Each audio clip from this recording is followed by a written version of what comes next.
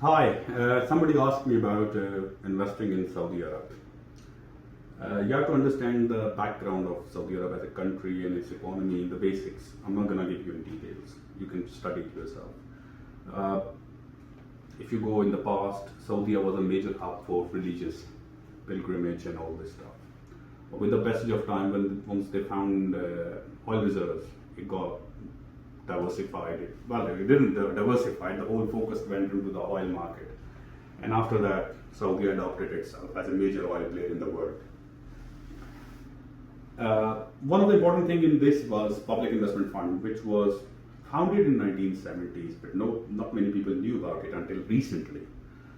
And then in 2010s, basically a major shuffle happened in power where Mohammed bin Salman came as he consolidated the power, and he brought up a new vision of 2030 for Saudi Arabia, where they want to make Saudi Arabia as the hub for region, for Muslim world, financial hub, and at the same time he wants to connect the three continents through Saudi Arabia.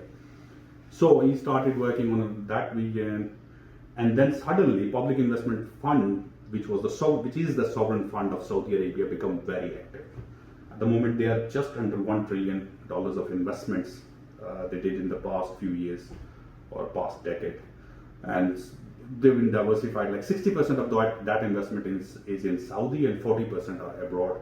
If you see, they got investments in BlackRock and Uber, and diversified portfolio, Newcastle Football Club, but they are doing really well on that side. Now the whole purpose was then they brought more investment into Saudi Arabia with their vision. Now they recently decided to open up their market. Before, Saudi was a very reserved country in terms of foreign investments into real estate. Now there are three important aspects for that. In this July, they got approval, but the initial approval that people can invest in Saudi Arabia, but in very specific zones and areas, not everywhere. Now, important issue is in this whole circumstances, you need to look into that. They got 180 days period going on, which you'll have more clarification in January or February, most probably in the coming year, where to invest. But important thing is both religious cities, holy cities, Mecca and Medina, are not part of that, investments. So either you can invest in certain areas, but the government is more focusing towards Jeddah and Riyadh.